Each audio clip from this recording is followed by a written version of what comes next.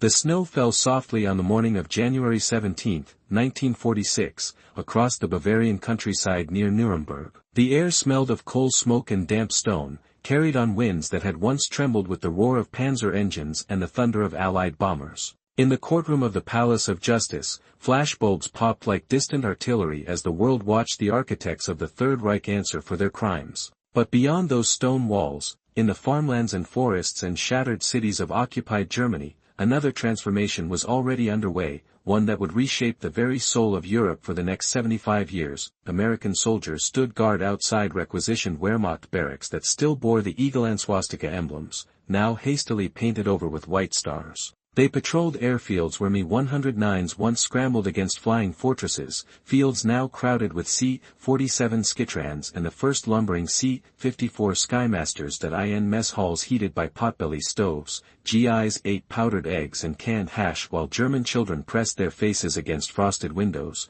mesmerized by the abundance that seemed to flow endlessly from American supply trucks. The war was over. The occupation had begun, and in the euphoria of victory, almost no one, not the generals, not the diplomats, not even the architects of the Marshall Plan, imagined that these temporary occupation posts would still be standing 8 decades later, transformed into something far more complex and far more permanent than anyone dared to dream. This is the story of what really happened to America's European military bases after World War II. It is not simply a tale of logistics and treaties, of concrete and barbed wire. It is the story of how the United States, a nation that had spent 150 years avoiding permanent foreign entanglements, became the first global empire that refused to call itself one. It is the story of how military bases, those symbols of occupation and power, became economic lifelines, cultural bridges, and the physical architecture of a new kind of international order. And it is the story of how the ghosts of 1945 still walk the corridors of Ramstein and Spangdahlem, of how the choices made in those uncertain months after VE Day would echo through the Cold War, through the fall of the Berlin Wall, through 9/11, and into our present moment. But to understand what these bases became, we must first understand what they were meant to be, and how violently those expectations collided with reality. In the spring of 1945, as the Third Reich collapsed like a house built on corpses, the American military found itself in possession of something unprecedented in its history, an empire of occupation. Across Germany alone, the U.S. Army controlled nearly 3,000 military installations, airfields, barracks, ammunition depots, training grounds, headquarters complexes. Some were captured intact, keys still hanging on hooks, iron crosses still decorating office walls. Stated, America would not become a permanent occupying power. President Truman, speaking to Congress in October 1945, declared that American forces would return home at the earliest practical moment consistent with our international obligations. The word temporary appeared in virtually every planning document, every appropriations request, every speech about the occupation. The American public, exhausted by 4 years of global war, demanded their boys come home. And come home they did, by the millions. From a peak strength of over 3.1 million American servicemen in Europe in May 1945, the number plummeted to 400,000 by the end of 1946, then to barely 200,000 by 1948. Entire bases were shuttered and abandoned. Equipment was sold for scrap or given to local governments. The great air bases of East Anglia, from which the 8th Air Force had launched its daylight bombing campaign, fell silent. Quonset huts rusted in the English rain. Grass grew through cracked tarmac where B-17s once queued for takeoff. The assumption, built into every plan, every treaty, every promise, was that Europe would heal itself, reconstruct itself, and America could return to its traditional hemispheric isolation, perhaps maintaining a symbolic presence but nothing more. And then the winter came. The winter of 1946-47 was the coldest Europe had experienced in more than 50 years.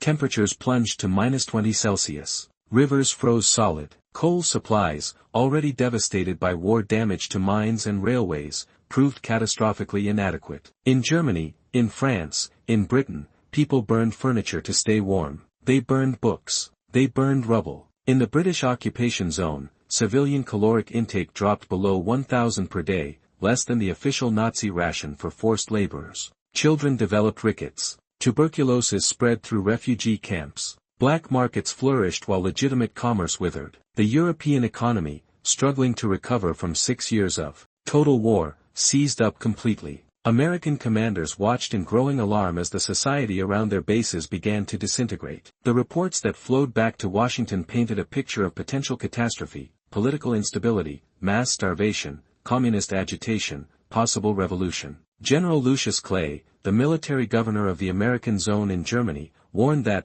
there is no choice between being a communist on 1,500 calories and a believer in democracy on 1,000 calories. The humanitarian crisis was morphing into a strategic crisis, and sitting in the middle of it all were those American bases, islands of heat and light and food in a sea of desperation. The bases themselves had become something unexpected, functioning cities. Ramstein Air Base, established in the French occupation zone in 1945 and transferred to American control in 1951, evolved from a captured Luftwaffe field into a complex small town. It had power plants, water treatment facilities, hospitals, schools, theaters, shops. It consumed enormous quantities of supplies, food, fuel, construction materials, all shipped from the United States. It employed thousands of German civilians. And crucially, it worked. While the German economy staggered through currency collapse and infrastructure failure, the American bases functioned with clockwork efficiency. They had heat in winter. They had fresh food. They had medicine. They had hope. The contrast was impossible to ignore. German workers who labored on base construction projects found themselves eating better than they had in years.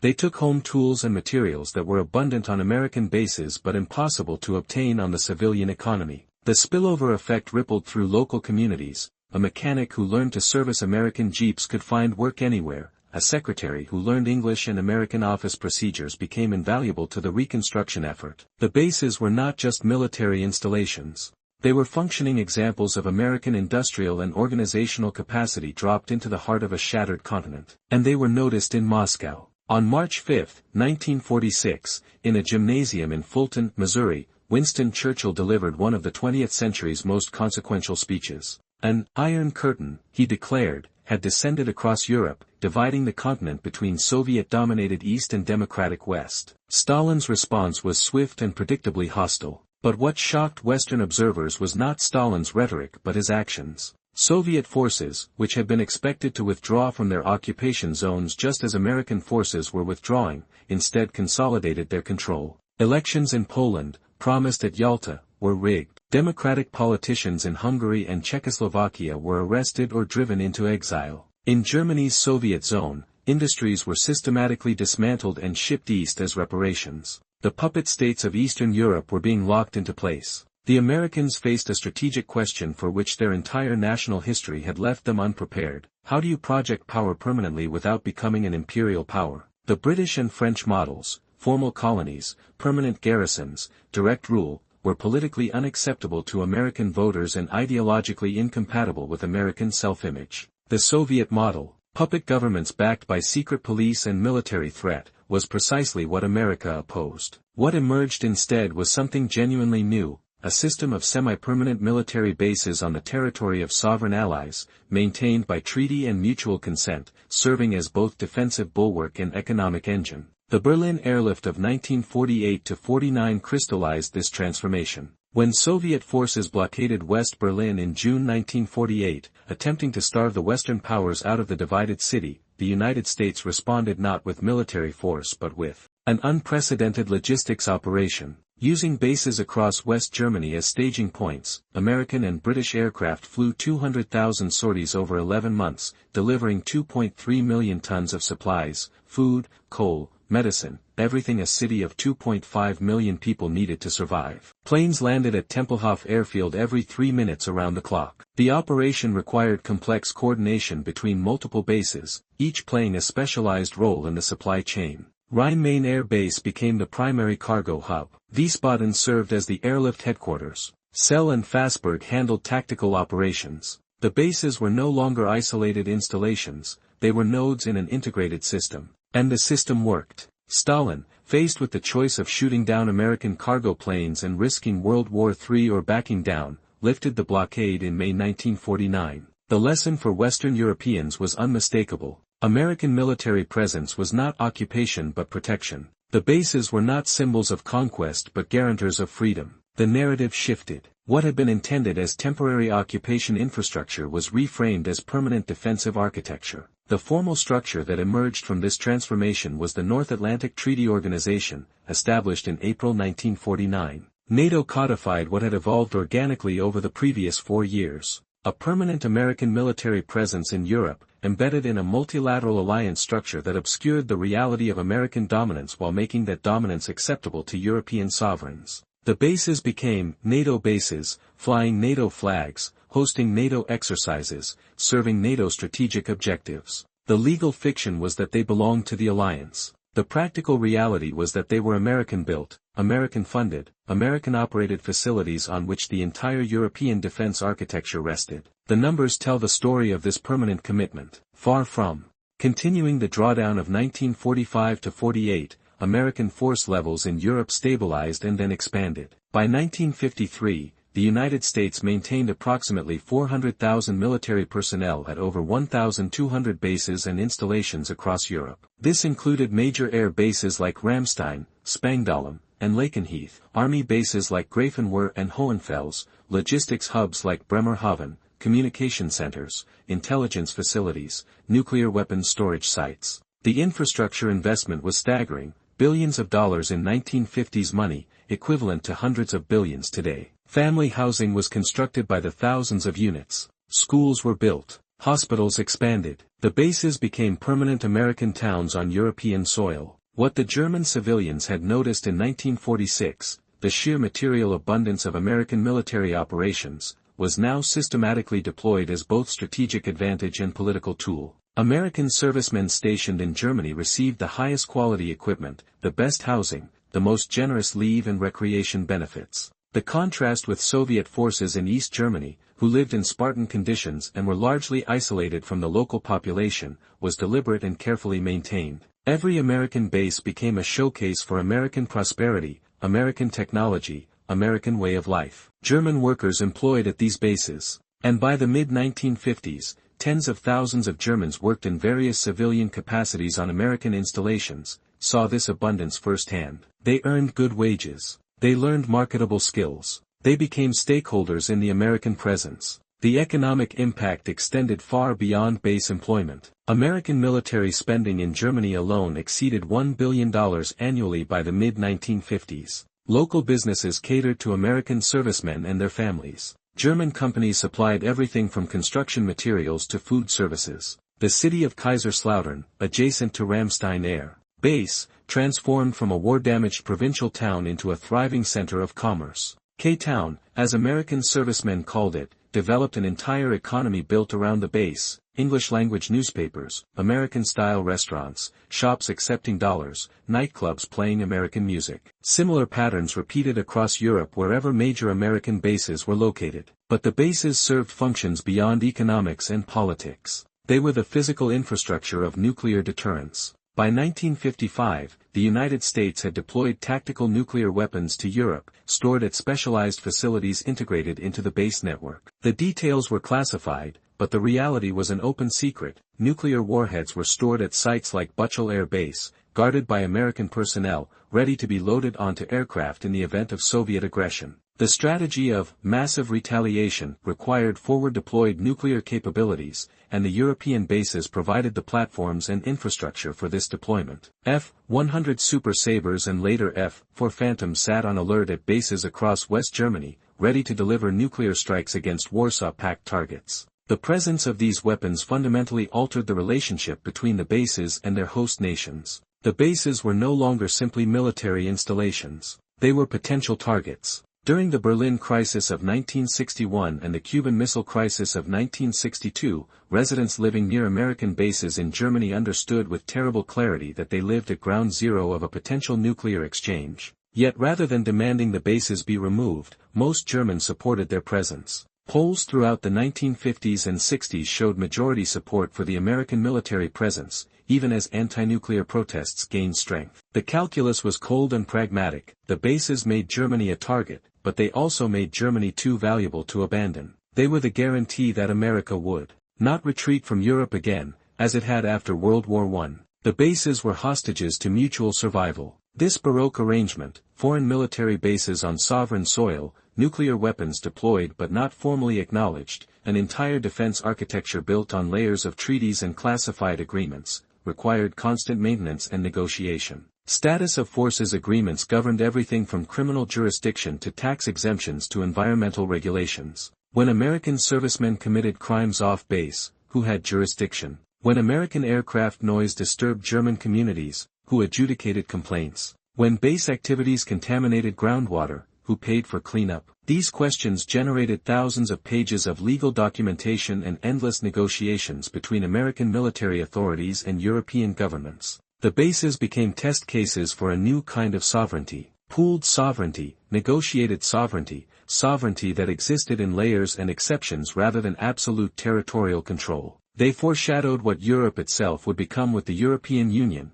a space where traditional notions of national sovereignty were deliberately blurred in service of larger strategic and economic integration. Then, suddenly and unexpectedly, the reason for this entire structure disappeared. The fall of the Berlin Wall in November 1989, followed by the collapse of communist governments across Eastern Europe and finally the dissolution of the Soviet Union itself in December 1991, removed the strategic justification for American military presence in Europe. The Cold War was over. The Soviet threat had vanished. The bases, built to defend against an enemy that no longer existed, seemed suddenly anachronistic. American politicians across the political spectrum called for a peace dividend. Defense budgets were slashed. And in Europe, the drawdown began immediately. Between 1990 and 1995, the United States closed over 60% of its military installations in Europe. Entire base complexes were handed over to host governments. Family housing areas became civilian apartment blocks. Airfields became industrial parks or returned to agricultural use. American force levels dropped from 350,000 to under 100,000. The great bases of Cold War legend, Bitburg, Hahn, Rhine-Main, were shuttered one by one. The withdrawal that had been promised in 1945 and repeatedly postponed was finally happening. But it did not go all the way. Even as hundreds of installations closed, a core network of approximately 200 bases remained operational. The largest and most capable, Ramstein, Spangdahlem, Grafenwöhr, Landstuhl, Stuttgart, not only survived but received continued investment and modernization. The official explanation was that they served NATO commitments and provided capabilities for regional stability operations. The practical reality was more complex. No one could quite agree on what regional stability operations meant in the post-Cold War world, but everyone agreed that giving up the infrastructure entirely would be difficult to rebuild if strategic circumstances changed. And then strategic circumstances changed. September 11, 2001, occurred nearly 4,000 miles from Europe, but its consequences reshaped the European base network as profoundly as the Berlin airlift had 50 years earlier. Within weeks, American forces began deploying to Afghanistan. Ramstein Air Base became the primary transit hub for forces moving to Central Asia and the Middle East. Landstuhl Regional Medical Center, the largest American military hospital outside the United States, became the critical care facility for casualties evacuated from combat zones. The bases that had faced possible closure in the 1990s were suddenly indispensable. The invasions of Afghanistan and then Iraq transformed the European bases from defensive installations into logistics platforms for power projection. Supplies flowed through German ports to Southwest Asia. Intelligence for drone strikes was processed at facilities in Britain and Germany. Special operations forces staged through European bases for missions across North Africa and the Middle East. The bases had evolved again,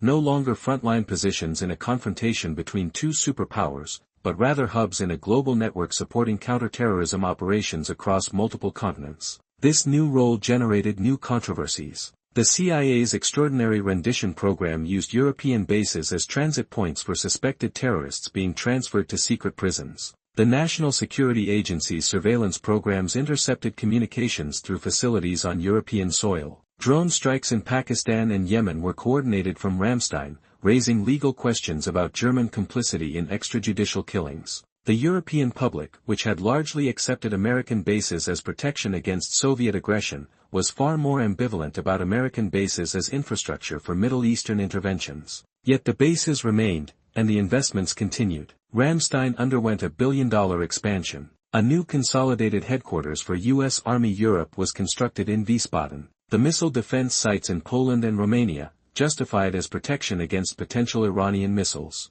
added new installations to the network. The reasons given were different, the missions had changed, but the fundamental pattern persisted. American military infrastructure in Europe was permanent. The final transformation came in 2022, when Russia invaded Ukraine. Overnight, the strategic logic of the Cold War, which had seemed so obsolete in the 1990s, reasserted itself with shocking force. Russian tanks rolled across international borders. Artillery bombarded civilian areas. Millions fled as refugees. And the European bases, which had spent 20 years focused on Middle Eastern counterterrorism, pivoted back to their original purpose. Defense of Europe against Russian aggression. But now they operated in a completely different context. The bases supported a proxy war rather than a direct confrontation. American forces did not deploy into Ukraine. Instead, the European bases became the logistics backbone for supplying Ukrainian forces. Weapons flowed through Ramstein. Training for Ukrainian soldiers was conducted at Grafenwöhr. Medical care for Ukrainian wounded was provided at Landstuhl. Intelligence support was coordinated from Stuttgart. The bases enabled American support for Ukraine while maintaining the fiction that NATO was not directly engaged in combat. This latest evolution revealed something essential about what the American base network in Europe had become over 8 decades. Not a temporary occupation, not a Cold War fossil, but a permanent feature of the international security architecture, capable of adapting to radically different strategic environments while maintaining operational continuity. The bases built in 1945 to occupy a defeated enemy had become, by 2025, the critical infrastructure supporting a democratic ally's fight against the revanchist autocracy that had once been America's World War II partner. Today, in 2026, the United States maintains approximately 65,000 military personnel at roughly 200 installations across Europe. Ramstein Air Base, that former Luftwaffe field captured in 1945, is now the largest American military community outside the United States,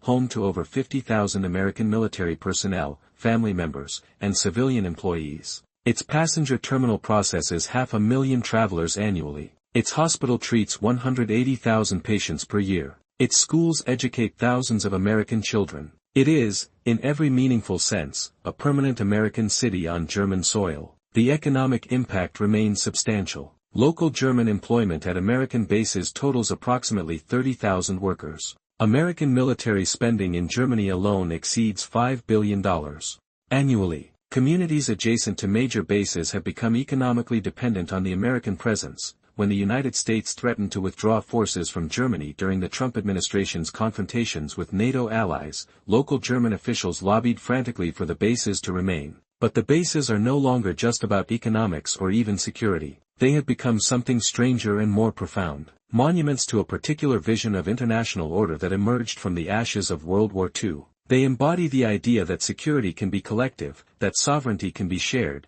that military power can be deployed not for conquest but for protection of allies. They represent the institutionalization of American hegemony in a form that its subjects consented to, indeed, that they actively sought to preserve even when the original threat disappeared. This is what makes the European base network historically unique. The British Empire maintained bases to control colonies and protect trade routes. The Soviet Union maintained bases to enforce communist rule over unwilling satellites. The American bases in Europe were built for occupation but transformed into something that had no precedent, a military presence that was simultaneously coercive and consensual, imperial and anti-imperial, temporary in theory but permanent in practice. The German teenager who peers through the fence at Ramstein Air Base today, watching C-17 Globemasters thunder into the sky, sees something different than her grandfather saw when he pressed his face against a frosted window in January 1946, watching American soldiers unload supplies from trucks. But the symbolism remains remarkably similar. The base still represents abundance in a world of scarcity. It still represents security in a world of threats. It still represents the physical presence of a distant superpower that, for reasons of its own, has chosen to remain. Those reasons have changed and changed again. The occupation of 1945 became the containment of 1948, which became the nuclear deterrence of 1955, which became the counterterrorism platform of 2001, which became the proxy war logistics hub of 2022. The missions evolved, the enemies changed, the strategic doctrines were rewritten. But the bases themselves persisted, adapted, endured. They became proof that nothing is more permanent than a temporary solution that actually works. The European bases today are aging infrastructure. Barracks built in the 1950s require constant maintenance. Environmental contamination from decades of military operations presents billion-dollar cleanup challenges. Host nation populations are less reflexively supportive than their Cold War predecessors. Yet every time serious proposals emerge to close major bases and fully withdraw from Europe, the same calculation that emerged in 1947 reasserts itself. The strategic flexibility provided by the base network is too valuable to surrender, and rebuilding it after withdrawal would be prohibitively expensive and perhaps politically impossible. So the bases remain, and new generations of American servicemen and women arrive to walk the same grounds their grandparents walked, performing missions their grandparents could not have imagined, using the infrastructure their grandparents built. They are temporary occupants of permanent installations, the living embodiment of a paradox that has defined American foreign policy for 80 years. On quiet mornings at Ramstein, when the aircraft are grounded and the only sound is whine through the pines that were planted in the 1960s to replace trees destroyed during the war, you can almost sense the accumulated weight of all those decades. The ghosts are not hostile, they are simply present. The German mechanics who kept Luftwaffe fighters flying. The American bomber crews who flew from English bases and never returned. The Soviet tank commanders who never came west because the bases made clear the cost would be too high. The Cold War families who raised children in base housing, creating hybrid identities, American kids who spoke German, German kids who grew up on hamburgers and baseball. The Afghan and Iraqi refugees processed through Ramstein on their way to new lives. The Ukrainian wounded who arrived on medevac flights, young men whose wounds were treated with techniques developed over 2 decades of American warfare. The bases are memory palaces of a particular American century, the one that began in the ruins of 1945 and whose end we cannot yet see clearly. They are the physical expression of choices made when the world seemed simpler but was actually making decisions that would echo for generations. When American leaders in 1947 decided not to withdraw completely from Europe, when they chose engagement over isolation, they could not have known they were building something that would outlast the Soviet Union, outlast the Cold War, outlast every president who promised to bring the troops home. What they built instead was a different kind of empire, an empire of bases, of logistics networks, of treaty obligations and mutual dependencies. An empire that insisted it was not an empire. An empire that its subjects often supported and sometimes demanded. An empire built not primarily on extraction and exploitation but on protection and presence. Whether this makes it better or simply more sophisticated than previous empires is a question historians will debate for as long as the bases stand. And they will stand. The bases that were meant to last a few years have lasted 8 decades. The occupation that was meant to be temporary became the foundation of a permanent international order. The installations built to defeat fascism became the infrastructure to contain communism, then to combat terrorism, then to resist resurgent authoritarianism. Each transformation preserved the core while adapting the mission. Each generation found new reasons to maintain what previous generations built. This is what really happened to America's European military bases after World War II. They became permanent. Not officially, not in any treaty language or strategic doctrine, but in the deeper sense that institutions become permanent when no one can imagine the system functioning without them. They embedded themselves so thoroughly into the political, economic, and security architecture of Europe that removing them would require not just military withdrawal but fundamental reorganization of European society. The promise of 1945, that American forces would go home as soon as possible, was not broken so much as transcended. Home, for American power, expanded to include these bases on foreign soil. They became American territory in every way except formal sovereignty, and they remade their European hosts in subtle but profound ways, just as those hosts remade the American military into something more internationally engaged than its founding fathers ever imagined. The sun sets over Ramstein on a January evening in 2026, 80 years almost to the day after that cold morning in 1946 when the future of Europe hung in frozen balance. The base lights flicker on, one by one, illuminating runways and hangars and housing areas. An Air Force cargo plane taxis for takeoff, bound for Poland with supplies for forward-deployed forces. In the base hospital, German doctors work alongside American colleagues, treating patients in a medical system that seamlessly blends two nations' healthcare approaches. At the elementary school, American children whose parents are stationed here for 3-year rotations learn alongside German children whose grandparents worked at this same base 60 years ago. The bases that were never meant to be permanent have become monuments to a particular kind of American power, the power not just to defeat enemies but to transform them into allies, not just to occupy territory but to integrate it into a larger system, not just to project force but to create infrastructure that outlasts any single strategic purpose. They are imperfect monuments, compromised by the realities of military necessity and great power politics. But they endure, as physical testament to the truth that the most lasting victories are not won on battlefields but in the patient construction of systems that make future wars less likely. This is what the German children saw through frosted windows in 1946, though they could not have named it. Not just abundance but possibility, not just military power but the promise that protection could be real, that democracies could defend themselves, that the catastrophe of the 1930s need not repeat itself. The bases gave form to that promise. And as long as they stand, with their perimeter fences and their American flags and their endless flow of supplies from across the Atlantic, the promise remains, solid as concrete, permanent as a temporary solution that solved something too important to ever truly end. The bases are still here. The occupation that never ended, the withdrawal that never came, the permanence that was never planned. And in their persistence lies one of the great stories of the post-war world. How military bases meant to subdue a defeated enemy became the foundation for the longest peace in European history, and how American power, deployed in Europe to prevent another world war, found itself unable and ultimately unwilling to leave, bound not by conquest but by something stranger, mutual necessity wrapped in the fiction of temporary arrangement. That fiction has lasted 80 years. It may last 80 more. The bases will be there, permanent monuments to temporary solutions, as long as the world they helped create continues to need them.